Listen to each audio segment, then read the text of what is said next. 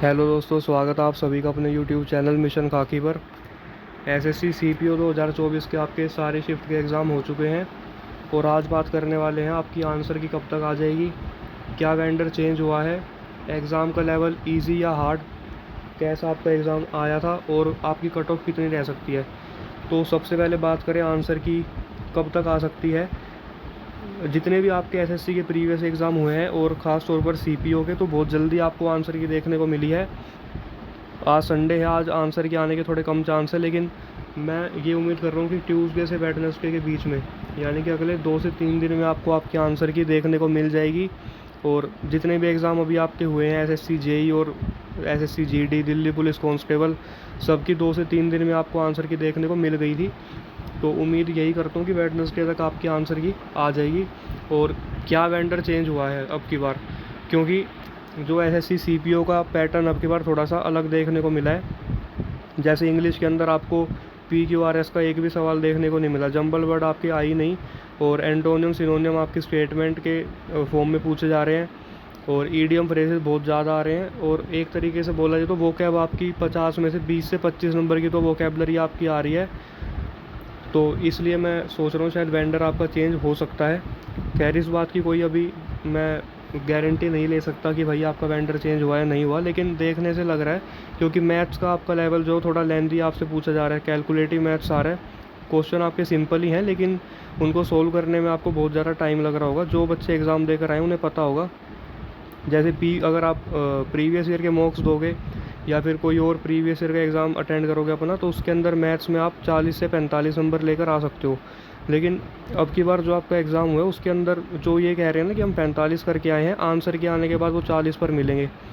मैं मेजॉरिटी बच्चों की बात कर रहा हूँ, मैं उनकी बात नहीं कर रहा हूँ जो बहुत ही एडवांस लेवल के हैं, क्योंकि मैथ्स आपका सच में कैलकुलेटिव है।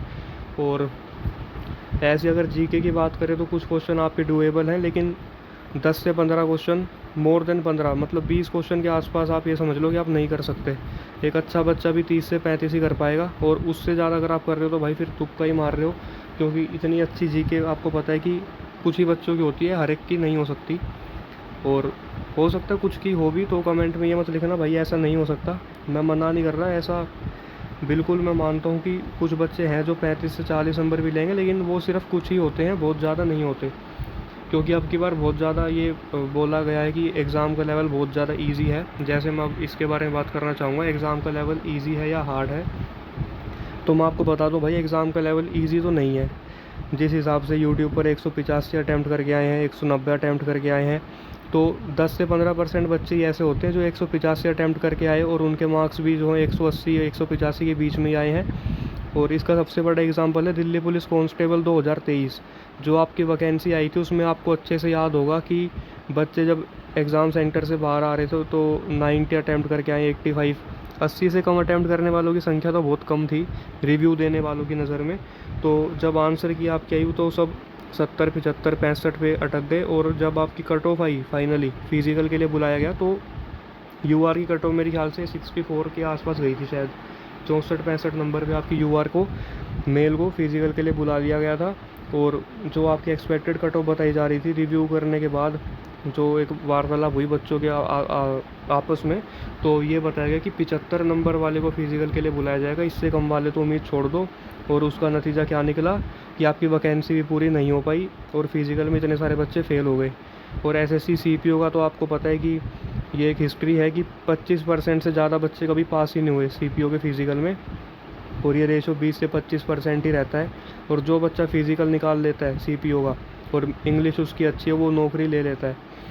तो अब की बार भी ऐसा ही होने वाला है। किसी वहम में मत रहना भाई कि कट ऑफ जो 145 जाएगी, 140 जाएगी। पेपर कोई मजाक नहीं है। आपका मैथ्स जो कैलकुलेटिव आ रहा है, और आंसर के आने के बाद आपको पता है कि क्या होता है। 185 वाला 165 पर मिलता है, 170 वाला 150 पर मिलता है। तो ये आप तैयारी अगर कर रहे हैं, आपने पहले भी सीपीओ का एग्ज़ाम दिया या कोई और अदर एग्ज़ाम दिया, तो आपको पता है कि घर आते आते आपके कितने सवाल गलत निकल जाते हैं। और ये तो 200 नंबर का पेपर है, इसमें तो याद रहना भी मुश्किल है कि मैं कितने क्वेश्चन में क्या अटैम्प्ट करके आया था। और पेपर जो है लेंदी है। आप अगर मान लीजिए आपका जो फर्स्ट गोइंग है उसके अंदर अगर आप 160 क्वेश्चन कर लेते हैं, तो सेकंड टाइम जब आप पेपर करेंगे ना, तो आपको रिवाइज़ करने का टाइम भी नहीं मिलेगा। आप जैसे ही रिवाइज़ करना चाहोगे वैसे ही आपका टाइम ख़त्म हो जाएगा। अब बात कर लेते हैं कि कट ऑफ आपकी कितनी रह सकती है। उससे पहले आपको मैं 2023 की कट ऑफ दिखा देता हूँ। फीमेल की यूआर कितनी गई थी, 143, मेल की 138 गई थी यूआर की, और बाकी सारी कैटेगरीज़ की आप देख सकते हैं अपनी कट ऑफ कितनी कितनी आपकी कट ऑफ थी।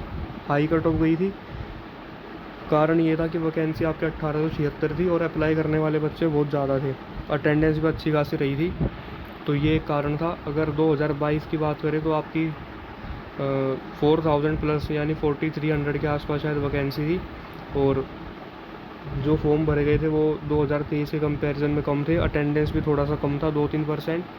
और फीमेल की कट ऑफ आपकी यूआर की 126 गई थी, मेल की कट ऑफ 115 गई थी। बाकी सारी कैटेगरीज़ के आप देख सकते हैं 5-5 नंबर का डिफरेंस है सब में, 10-10 नंबर का भी है कुछ कैटेगरीज़ में। और अब की बार अगर बात करें वैकेंसी कितनी है, तो 2024 में 4187 वैकेंसी है, 2022 में 4300 वैकेंसी थी, 2023 में 1876 थी।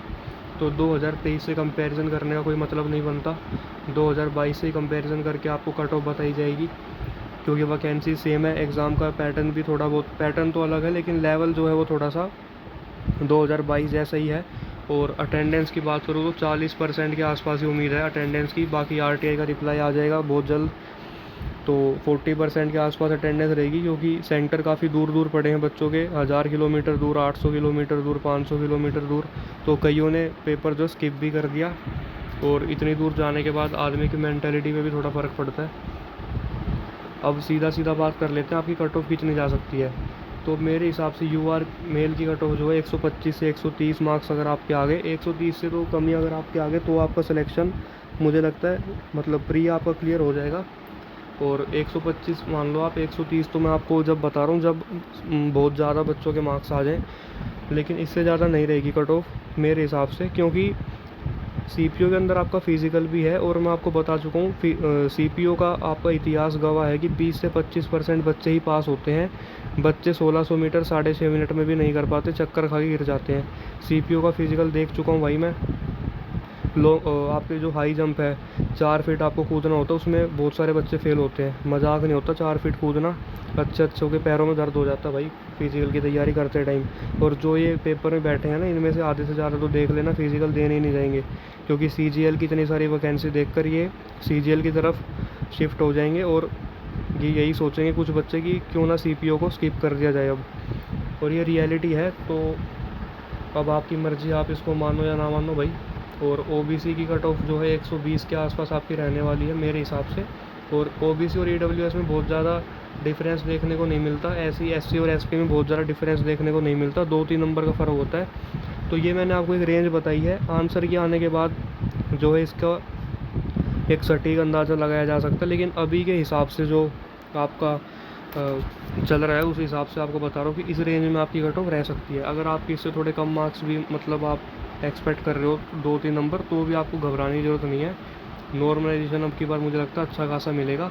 और वहीं फीमेल्स की बात करें तो इसके अंदर आप अपने 7 से 8 मार्क्स जोड़ देना। फॉर एग्ज़ाम्पल यूआर मेल की 125 है, तो फीमेल की 130 से 133 के बीच में आप मान सकते हो। 7 से 8, या आप ये समझ लो 5 से 6 नंबर भी जोड़ दो, तो 130 से 135 में आपका प्री आराम से क्लियर हो जाएगा। और बहुत जल्द आंसर की देखने को मिल जाएगी, बहुत जल्दी आपको रिज़ल्ट भी देखने को मिलेगा, और फिज़िकल भी सीपीओ के बहुत जल्दी आपको देखने को मिलेंगे, जिसमें बहुत सारे बच्चों की फ़ेल होने की उम्मीद है, क्योंकि फ़िज़िकल की तैयारी कितना ही आप कह लो बच्चे नहीं करते। फ़िज़िकल को बहुत ईजी समझा जाता है और उसी के अंदर फिर फेल होते हैं, जिसके कारण आपका सीपीओ की फ़ाइनल कट ऑफ भी अब की बार आपको कम देखने को मिलेगी। और ये बातें जब रिज़ल्ट आएगा ना, तो आप बेशक देख लेना इस वीडियो को खोल कर कि मैंने आपको क्या बताया था फ़िज़िकल के बारे में, क्योंकि फ़िज़िकल मैं आपको बता देता हूँ कोई बहुत ज़्यादा आसान नहीं है और बहुत ज़्यादा मुश्किल भी नहीं है, लेकिन वो जब है जब आप तैयारी करोगे। और अब की बार तैयारी करने वाले फ़िज़िकल की कम मिलेंगे सीजीएल के चक्कर में। तो इस वीडियो में आपको यही इन्फॉर्मेशन देनी थी। अगर आपको कोई डाउट हो तो आप कमेंट कर सकते हैं। बाकी आपके हिसाब से कितनी कट हो जा सकती है आप अपनी राय भी रखना कमेंट में। और वीडियो अच्छी लगी तो लाइक ज़रूर करना, चैनल पर नए हो तो सब्सक्राइब ज़रूर करना। Thank you.